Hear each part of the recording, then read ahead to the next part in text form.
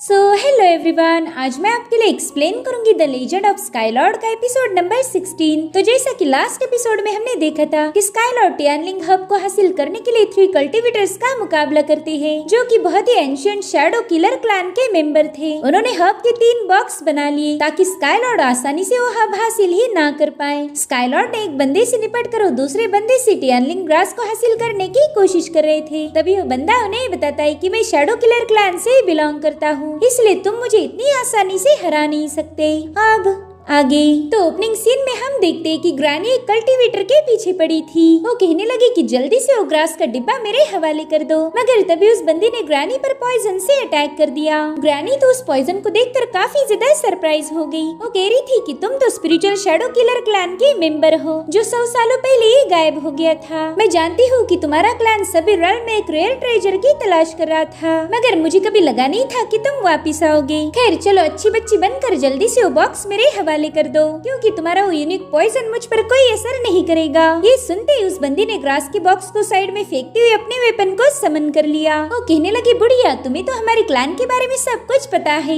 इसलिए अब मैं तुम्हें बिल्कुल भी जिंदा नहीं छोड़ सकती। जिसके बाद वो लड़की तुरंत ही ग्रैनी पर अटैक करने आगे बढ़ी। इधर ग्रैनी ने भी अपने सदर्न रीजन की सेंटीपेड को समन कर लिया था, तो लड़की तुरंत ही उस सेंटीपेड के साथ फाइट करना शुरू कर देती है। वो ग्रैनी से कह रही थी कि मुझे इन कीड़ों से सख्त नफरत है। जिसके बाद उसने 2-4 अटैक में उस सेंटीपीड को डिस्ट्रॉय कर दिया। हालांकि ग्रैनी ने उसके वेपन को जकड़ लिया था। वो खुश होकर कहने लगी कि फाइनली मुझे शैडो किलर से मिलने का मौका मिल गया। मैं चाहती हूँ कि तुम जल्दी से अपना शैडो पॉइजन मेरे हवाले कर दो। तुम्हारे उसी पॉइजन का यूज करके मैं 6 रेल्म के सबसे पावरफुल पॉइजन का पता लगाऊंगी। इधर वो दूसरा शैडो किलर खुद को हाइशाओ के पंजे से आजाद कर लेता है। वो स्काईलॉर्ड के आसपास घूमते हुए उन पर अटैक करने की कोशिश करने लगा। वो कह रहा था कि तुम्हें मेरी रियल पावर के बारे में कुछ भी पता नहीं है, इसलिए तुमने मुझसे पंगे लेने की जरूरत की। मगर स्काईलॉर्ड ने बड़ी आसानी से उसकी लाइटनिंग फैंटम अटैक को डॉज कर दिया था, जो देखकर वो बंदा सरप्राइज हो जाता है। स्काईलॉर्ड कहने लगे कि बच्चे तुम्हारी ये मामूली सी ट्रिक मुझ पर कोई असर नहीं करेगी। जिसके बाद वो हाइशाओ को उस पर हमला करने का इशारा कर देते हैं। तो हाइशाओ ने सीधे जाकर उस बंदे को क्रश करने की कोशिश की। हालांकि वो बंदा हाइशाओ के अटैक को बड़ी तेजी से डॉज कर देता है। ये देखकर स्काईलॉर्ड ने भी हेवनली डीमन पाम को एक्टिवेट कर दिया।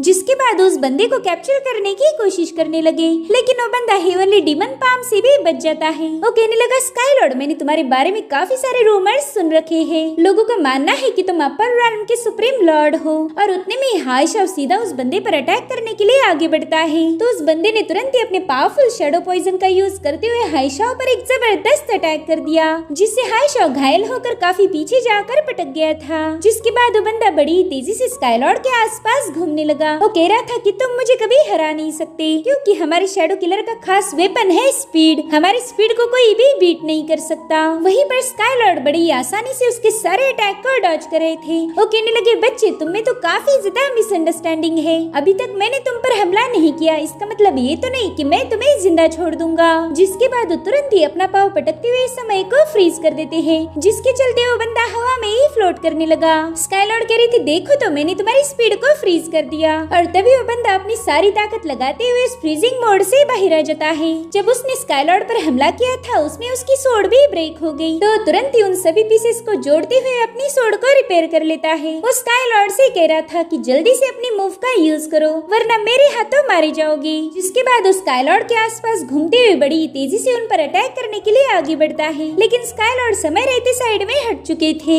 इसलिए वो बंदा लगातार उन पर हमले करने लगा। स्काईलॉर्ड कह रही थी कि बच्चे शायद तुमने मुझे काफी ज्यादा हल्के में लिया है। अगर सभी लोग मुझे स्काईलॉर्ड बुलाते हैं तो इसके पीछे कोई वजह होगी। जिसके बाद वो हवा में फ्लोट करने लगे। वो कह रही थी कि स्काईलॉर्ड का नाम तो तुमने सुना ही होगा, तो पॉसिबिलिटी है कि तुमने मेरी सोल डिवावरिंग थंडर के बारे में भी सुना ही होगा। और अब वो बंदा देखता है कि उसकी सारी पावर स्काईलॉर्ड के अंदर जा रही है। स्काईलॉर्ड कह रही थी कि तुम वाकई काफी ज्यादा तेज हो, और मैंने ही जानबूझकर तुम्हें मुझ पर अटैक करने दिए, ताकि तुम कंटिन्यूअसली अपनी एनर्जी को रिलीज करते रहो। शायद ये बात तुम्हें पता ही नहीं कि तुम्हारी एनर्जी से ही मेरी पावर नरिश हो गई। अब तो मैं मेरी अगली मूव को काफी आसानी से यूज कर पाऊंगा। इधर वो बंदा देखता है कि उसकी एनर्जी बड़ी ही तेजी से डिप्लेट हो रही है। वो सारी पावर स्काईलॉर्ड के अंदर जा रही थी, जिससे वो काफी ज्यादा भड़क जाता है। स्काईलॉर्ड कहने लगे कि बच्चे, तुमने कहा था कि मुझे तुम्हारी मूव शो करो, तो चलो अब मैं तुम्हारी ये ख्वाहिश भी पूरी कर देता हूँ। जिसके बाद स्काईलॉर्ड ने डीमन पाम को क्रिएट करते हुए इस बंदे को जकड़ने की कोशिश की। उन विशाल डीमन पाम्स को देखकर तो उस बंदे की हालत खराब हो गई। अब वो पाम उसे जकड़ पाए इससे पहले ही वो हवा में जंप लगा देता है। उसे तो कुछ भी समझ नहीं आ रहा था कि आखिर वो स्काईलॉर्ड का मुकाबला कैसे करेगा। और तभी पीछे से हाइशाओ ने उस पर अटैक कर दिया, जिसके चलते वो बंदा घायल होकर धड़ाम से जमीन पर गिर जाता है। अब वो जैसे तैसे उठ ही रहा था कि तभी स्काईलॉर्ड पीछे से आकर सीधा उसे दबोच लेते हैं। वो बंदा स्काईलॉर्ड के हाथों से बुरी तरह से तड़प रहा था। तो स्काईलॉर्ड उससे कहते हैं कि बच्चे, अब फड़फड़ाना बंद कर दो। मैं जानता हूँ कि टियानलिंग ग्रास तुम्हारे पास नहीं है, तो बताओ जल्दी से वो कहाँ पर है। वो जोर जोर से हंसते हुए कहने लगा कि स्काईलॉर्ड, टियानलिंग ग्रास तुम्हें कभी नहीं मिलेगी। ये सुनकर स्काईलॉर्ड ने गुस्से में आकर उसे जमीन पर पटक दिया। वो कहने लगे कि शायद तुम एक पपेट हो, तुम यहाँ पर मेरे साथ फाइट करके बस मेरा वक्त जाया कर रहे थे ताकि तुम्हारे साथी तब तक टियानलिंग ग्रास लेकर यहाँ से भाग जाए। जिसके बाद स्काईलॉर्ड ने एक जोरदार पंच हिट करते हुए इस बंदे का सिर ही जमीन में गाड़ दिया। वो हाइशाओ को बताने लगे कि इस बंदे ने तो हमें उल्लू बनाया था। मेरे ख्याल से टियानलिंग ग्रास उस बंदे के पास है जिसके पीछे ग्रानी गई थी। वहीं दूसरी तरफ हम देखते कि ग्रानी अभी भी उस बंदे के साथ फाइट कर रही थी।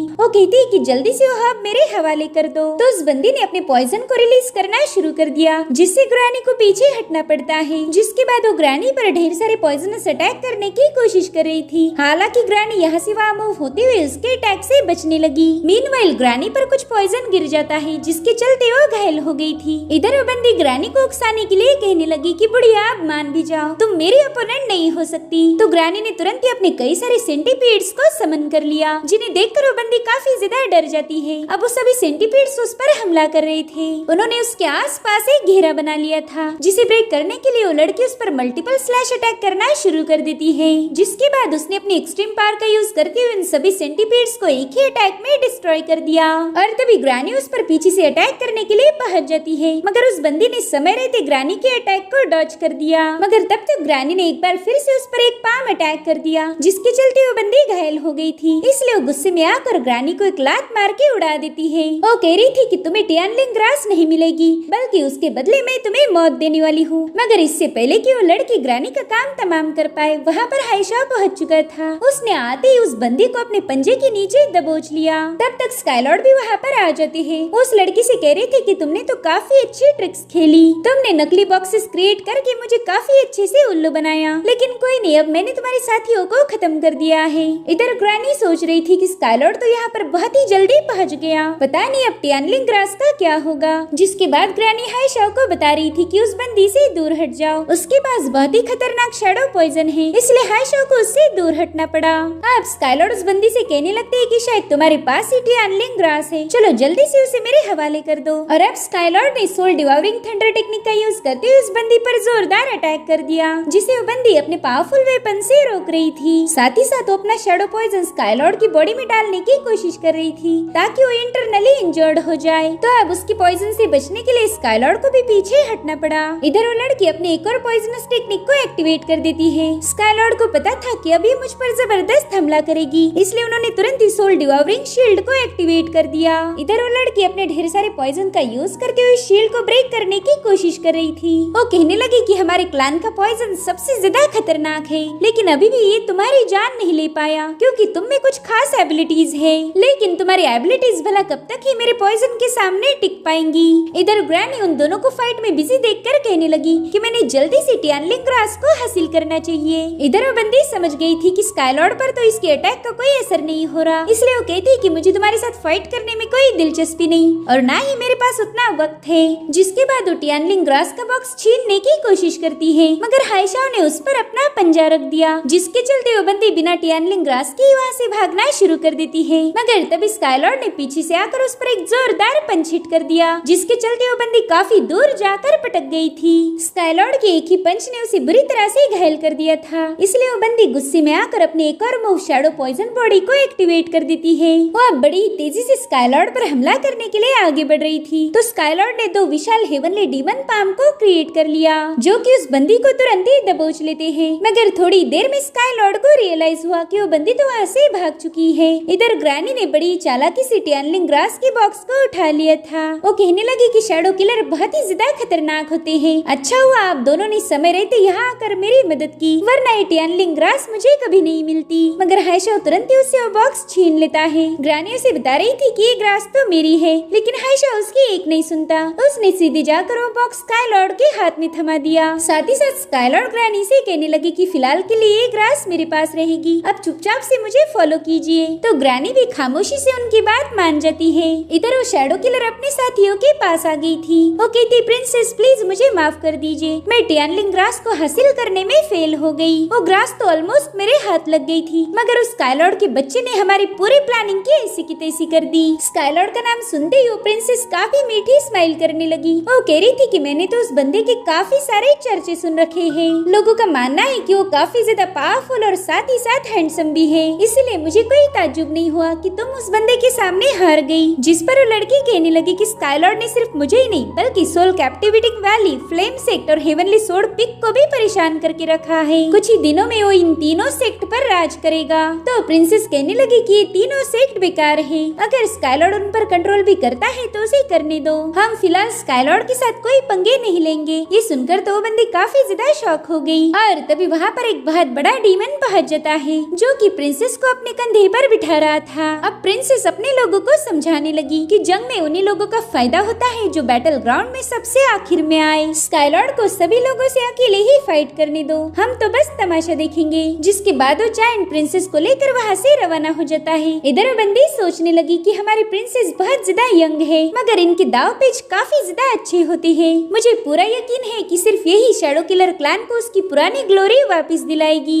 वही दूसरी तरफ हम देखते हैं कि ग्रैनी जियांगमेंग की पल्सेस चेक कर रही थी। वो कहती कि इसकी हालत तो काफी ज्यादा खराब हो गई, जल्दी से टियानलिंग ग्रास को मेरे पास लेकर आओ। मगर तभी ये लोग देखते कि टियानलिंग ग्रास का बॉक्स दोबारा से गायब हो गया, जो देखकर तो यंग मास्टर काफी ज्यादा घबरा गया था। वो कहता है कि इसी जगह पर मैंने वो बॉक्स रखा था, तो ऐसे ही अचानक से गायब कैसे हो सकता। स्काई लॉर्ड कहते अच्छा तो ये काम उन लोगों का है। दरअसल उस ग्रास का बॉक्स उन 3 नाटे कल्टीवेटर के पास था। वो खुश होकर कहने लगे कि इस दुनिया में ऐसी कोई चीज नहीं जिसे हम चुरा ना पाए, बस अब हमें टियानियन सिटी से जल्दी से बाहर जाना होगा। मगर उन्हें भागते हुए अचानक से ही ब्रेक लगानी पड़े, क्योंकि उनके सामने दीवार पर एक साया था। वेल ये कोई और नहीं बल्कि हाइशाओ है। वो इन तीनों को डराने की कोशिश कर रहा था, मगर ये बंदे भी कुछ कम नहीं। वो सोचते कि हम रास्ता बदल कर यहाँ से भाग जाएंगे, इसलिए वो बड़े ही आराम से पीछे हटने लगे। अब वो तुरंत ही दूसरी गली में पहुँच गए, मगर तभी उनकी टक्कर होती है स्काई लॉर्ड से। उन तीनों से पूछते कि तुम इतनी रात गए कहाँ जा रहे हो, तुमने तो मुझे ढंग से गुड बाय भी नहीं बोला। और अब वो टियानलिंग ग्रास के बक्से पर पाँव रखते हुए कहती कि चलो जल्दी से मुझे वजह बताओ कि तुमने आखिर मुझे बाय बोला क्यों नहीं। तो उनमें से एक बंदा कहता है कि स्काई लॉर्ड जियांगमेंग काफी ज्यादा बीमार है, हमें बिल्कुल नहीं लगता कि टियानलिंग ग्रास उसे हील कर पाएगी, और हम नहीं चाहते थे कि ये हब उस पर जाया हो। और तभी उनके पीछे से वहाँ पर हाइशाओ भी पहुँच गया। हाइशाओ के दांतों को देखकर तो लोग काफी ज्यादा डर गए थे। वो कहते कि प्लीज आप ये हब रख लीजिए, हम कल सुबह होते ही यहाँ से रवाना हो जाएंगे। जिस पर स्काई लॉर्ड कहने लगे कि मैंने टियानलिंग ग्रास तुमसे फोकट में नहीं ली है, इसके बदले में मैंने तुम्हें फ्लोरल हर्ब दिए, और वो भी एक नहीं बल्कि 3-3 बॉक्सेस, जिन्हें आगे चलकर तुम सेल करके आसानी से टियानलिंग ग्रास को खरीद सकते हो।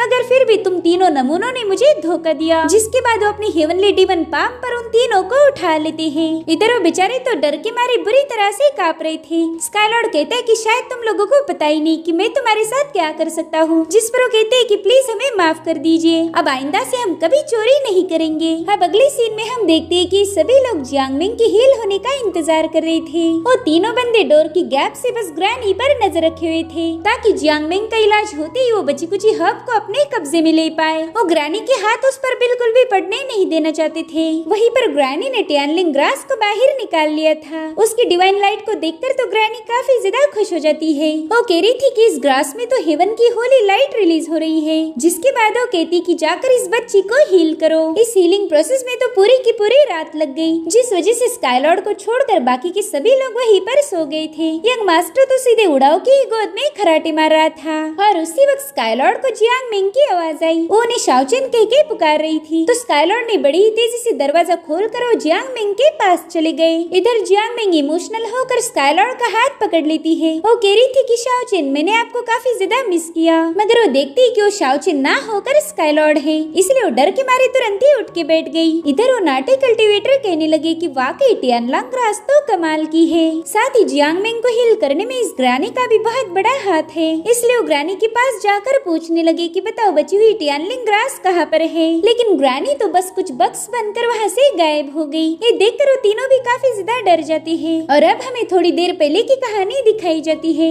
जहाँ पर ग्रानी स्काईलॉर्ड से कह रही थी कि इस बच्ची को मैं बचा नहीं सकती, इसे बचाने के लिए मुझे एक सीक्रेट टेक्निक का यूज करना होगा, लेकिन वो टेक्निक मेरी जिंदगी के कई साल कम कर सकती है, मगर फिर भी मैं जोखिम उठाने के लिए तैयार हूँ। बस बदले में मुझे टियानलिंग ग्रास का आधा हिस्सा चाहिए, उसका आधा पोर्शन तो मैं जियांग मिंग को हील करने में लगा दूंगी, जिसके लिए स्काईलॉर्ड भी तुरंत ही राजी हो गए। वो कहते ग्रानी, मैं जानता था कि आप शुरू से इस ग्रास को हासिल करना चाहती थी, आप इस ग्रास के साथ क्या करोगे इससे भी मुझे कोई लेना देना नहीं। अगर आप जियांग मिंग को हील करो तो मैं टियानलिंग ग्रास का आधा हिस्सा आपको देने के लिए तैयार हूँ। ये सुनकर तो ग्रानी काफी ज्यादा खुश हो गई। अब वो सीधे ही उस ग्रास पर लपक जाती है, मगर स्काईलॉर्ड कहते कि ना, पहले उसे ट्रीट करो और फिर ये बचा हुआ पोर्शन आपका हो जाएगा। तो ग्रानी हंसते हुए कहने लगी कि स्काईलॉर्ड, आप जितने खतरनाक दिखते हो उतने हो नहीं, आप बहुत ही ज्यादा रहमदिल हो। और इसी डील की वजह से ग्रानी जियांग को हील करते ही वो हर्ब लेकर वहाँ से गायब हो गई। स्काईलॉर्ड देखते ही कि अब ये तीनों बंदे भी ग्रानी की तलाश में निकल पड़े हैं। और इसी के साथ ये एपिसोड यहीं पर एंड हो जाता है। Thank you so much for watching. Bye bye, take care.